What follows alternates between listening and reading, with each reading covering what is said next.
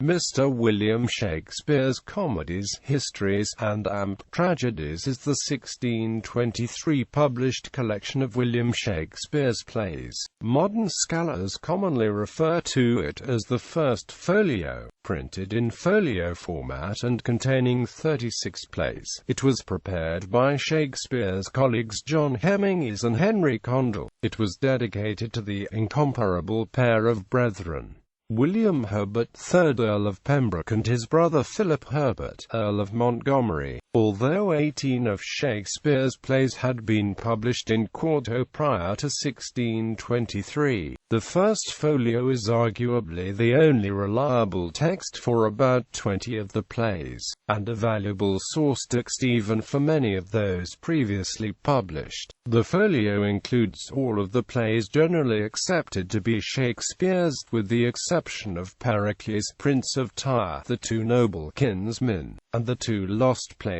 Cardenio and Love's Labours 1. Printing. The contents of the First Folio were compiled by Heminges and Condell. The members of the Stationers' Company who published the book were the booksellers Edward Blunt and the father-son team of William and Isaac Jaggard. William Jaggard has seemed an odd choice by the King's men, since he had published the questionable collection The Passionate Pilgrim is Shakespeare's, and in 1619 had printed new editions of 10 Shakespearean quartos to which he did not have clear rights, some with false dates and title pages. Indeed, his contemporary Thomas Haywood, whose poetry Jaggard had pirated and misattributed to Shakespeare, specifically reports that Shakespeare was much offended with M. Jaggard presumed to make so bold with his name. Heminges and Condell emphasized that the folio was replacing the earlier publications, which they characterized as stolen and surreptitious copies, maimed and deformed by frauds and stealths of injurious impostors, asserting that Shakespeare's true words are now offered to your view cured and perfect of the limbs, and all the rest absolute in the numbers as he conceived them. The paper industry in England was then in its infancy, and the quantity of quality rag paper for the book was imported from France. It is thought that the typesetting and printing of the First Folio was such a large job that the King's men simply needed the capacities of the Jaggard's shop.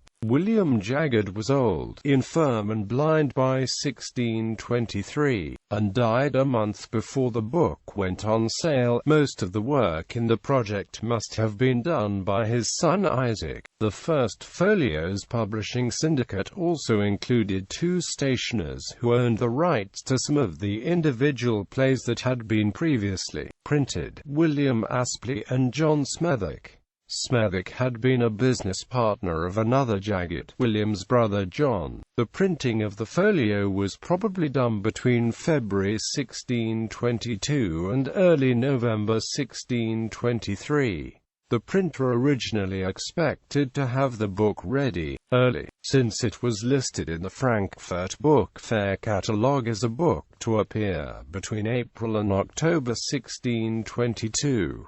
The first impression had a publication date of 1623, and the earliest record of a retail purchase is an account book entry for the 5th of December 1623 of Edward Dering. The Bodleian Library in Oxford received its copy in early 1624. Contents. The 36 plays of the First Folio occur in the order given below. Plays that had never been published before 1623 are marked with an asterisk. Each play is followed by the type of source used, as determined by bibliographical research. Comedies 1. The Tempest *. The play was set into type from a manuscript prepared by Ralph Crane, a professional scrivener employed by the King's men. Crane produced a high-quality result with formal act, scene divisions, frequent use of parentheses and hyphenated forms, and other identifiable features. 2. The Two Gentlemen of Verona *. Another transcript by Ralph Crane. 3. The Merry Wives of Windsor. Another transcript by Ralph Crane. 4 Measure for measure *, probably another Ralph Crane transcript. 5 The Comedy of Errors *, probably typeset from Shakespeare's foul papers, lightly annotated. 6 Much Ado About Nothing, typeset from a copy of the Quarto, lightly annotated.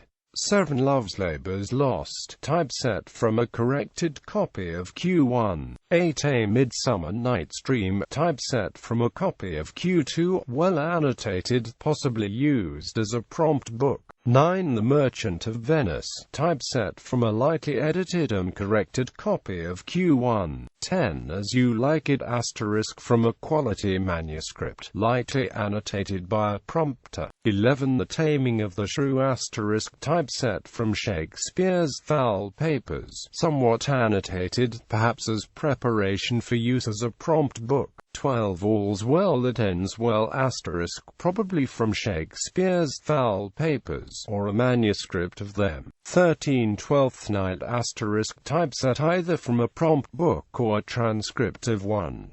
14 The Winter's Tale * another transcript by Ralph Crane. Histories. 15 King John * uncertain, a prompt book, or foul papers. 16 Richard II, typeset from Q3 and Q5, corrected against a prompt book. 17 Henry IV, Part 1, typeset from an edited copy of Q5. 18 Henry IV, Part 2, uncertain, some combination of manuscript and quarto text. 19 Henry V, typeset from Shakespeare's foul papers. 20 Henry VI, Part 1 * likely from an annotated transcript of the author's manuscript. 21 Henry VI, Part 2 probably a Shakespearean manuscript used as a prompt book. 22 Henry VI, Part 3 like 2H6, probably a Shakespearean prompt book. 23 Richard III, a difficult case, probably typeset partially from Q3 and partially from Q6, corrected against a manuscript. 24 Henry VIII * typeset from a fair copy of the author's manuscript. Tragedies. 25 Troilus and Cressida, probably typeset from the Quarto, corrected with Shakespeare's foul papers, printed after the rest of the folio was completed. 26 Coriolanus * set from a high-quality authorial transcript. 27 Titus Andronicus, typeset from a copy of Q3 that might have served as a prompt book.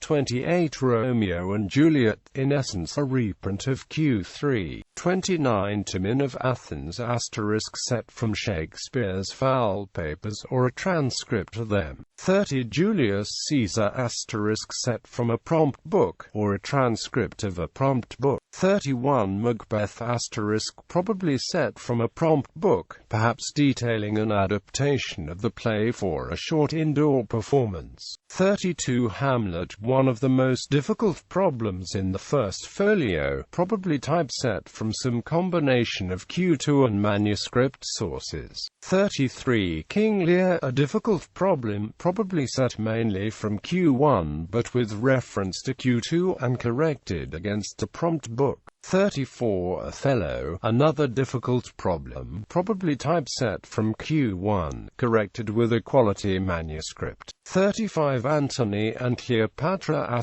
*, possibly foul papers, or a transcript of them. 36 Cymbeline *, possibly another Ralph Crane transcript, or else the official prompt book. Troilus and Cressida was originally intended to follow Romeo and Juliet, but the typesetting was stopped, probably due to a conflict over the rights to the play. It was later inserted as the first of the tragedies when the rights question was resolved. It does not appear in the table of contents. Compositors. As far as modern scholarship has been able to determine, the First Folio texts were set into type by 5 compositors. with different spelling habits, peculiarities, and levels of competence. Researchers have labeled them A through E, A being the most accurate, and E an apprentice who had significant difficulties in dealing with manuscript copy. The shares in typesetting the pages of the folio break down like this. Compositor E was most likely one John Leeson, whose apprenticeship contract dated only from the 4th of November 1622. One of the other four might have been a John Shakespeare of Warwickshire, who apprenticed with Jagged in 1610–17. The First Folio and Variants. W.W. Gregg has argued that Edward Knight, the bookkeeper or bookholder of the King's Men, did the actual proofreading of the manuscript sources for the First Folio. Knight is known to have been responsible for maintaining and annotating the company's scripts, and making sure that the company complied with cuts and changes ordered by the Master of the Revels. Some pages of the First Folio, 134 out of the total of 900, were proofread and corrected while the job of printing the book was ongoing. As a result, the folio differs from modern books in that individual copies vary considerably in the typographical errors. There were about 500 corrections made to the folio in this way. These corrections by the typesetters, however, consisted only of simple typos, clear mistakes in their own work. The evidence suggests that they almost never referred back to the manuscript sources, let alone tried to resolve any problems in those sources. The well-known cruxes in the First Folio texts were beyond the typesetter's capacity to correct. The folio was typeset and bound in sixes. 3 sheets of paper taken together were folded into a booklet-like quire gathering of 6 leaves,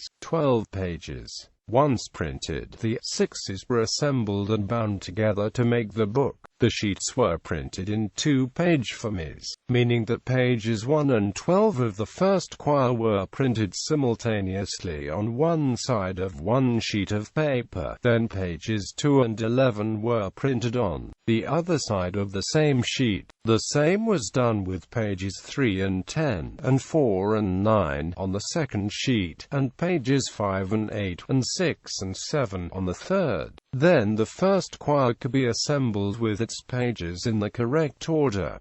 The next quire was printed by the same method, pages 13 and 24 on one side of one sheet, etc. This meant that the text being printed had to be cast off. The compositors had to plan beforehand how much text would fit onto each page. If the compositors were setting type from manuscripts, the calculations would frequently be off by greater or lesser amounts, resulting in the need to expand or compress. A line of verse could be printed as 2, or verse could be printed as prose to save space, or lines and passages could even be omitted. Performing Shakespeare using the First Folio. Some Shakespeare directors and theatre companies producing Shakespeare believe that while modern editions of Shakespeare's plays, which are heavily edited and changed, are more readable, they remove possible actor cues found in the folio, such as capitalization,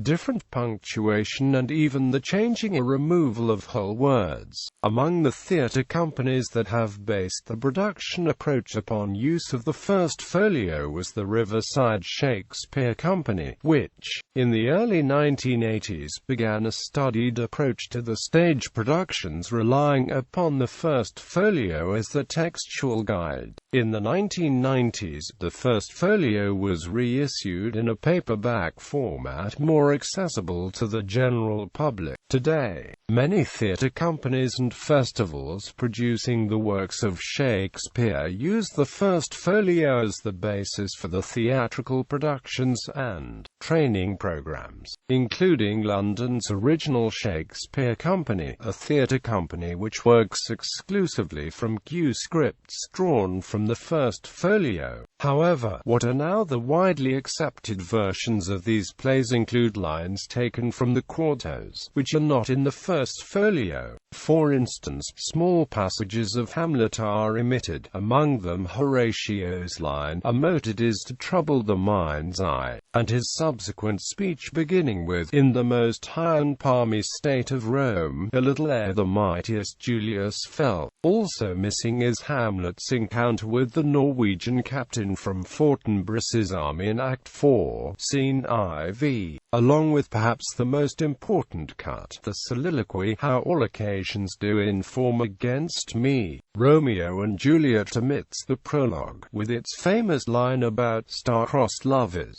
Holdings, sales and valuations. The First Folio's original price is thought to have been around 15 shillings to £1, the equivalent of about £95, £110 in 2006. Like most books of that time, the folio may be sold unbound and buyers would have to spend more money to have it bound, with various embellishments. It is believed that around 750 copies of the First Folio were printed, of which there are 234 known surviving copies. The British Library holds 5 copies. National Library of Scotland holds a single copy, donated by the Society of Antiquaries of Scotland in 1949. An incomplete copy is on display at the Craven Museum and Amp Gallery in Skipton, North Yorkshire, and is accompanied by an audio narrative by Patrick Stewart. The Folger Shakespeare Library in Washington, D.C., holds the world's largest collection with 82 copies. Another collection is held at Meisei University in Tokyo, including the Meisei copy, said to be unique because of annotations by its reader. While most copies are held in university libraries or museums, a few are held by public libraries. In the United States, New York Public Library has 6 copies, with the Boston Public Library, Free Library of Philadelphia, the Rare Book and Amp Manuscript Library, and a Dallas Public Library, each holding 1 copy. The Huntington Library in Los Angeles County has 1 copy. In Canada, there is only 1 known copy, located in the Thomas Fisher Rare Book Library of the University of Toronto. The First Folio is one of the most valuable printed books in the world. A copy sold at Christie's in New York in October 2001 made $6.16 million hammer price. Oriel College, Oxford, raised a conjectured £3.5 million from the sale of its First Folio to Sir Paul Getty in 2003. The First Folio has been described by former Christie's specialist Stephen Massey as the most documented book in the world. To celebrate the 400th anniversary of Shakespeare's death, for the first time the Folger Shakespeare Library will allow a tour of some of its 82 First Folios for display in all 50 states, the District of Columbia and Puerto Rico. When the cherished book arrives in May 2016 for display in Tulane University's Newcomb Art Gallery, New Orleans will celebrate with a jazz funeral for Shakespeare. Discoveries of previously unknown folios. On the 13th of July 2006, a complete copy of the First Folio owned by Dr. Williams's library was auctioned at Sotheby's auction house. The book, which was in its original 17th-century binding, sold for £2.5 million hammer price, less than Sotheby's top estimate of £3.5 million.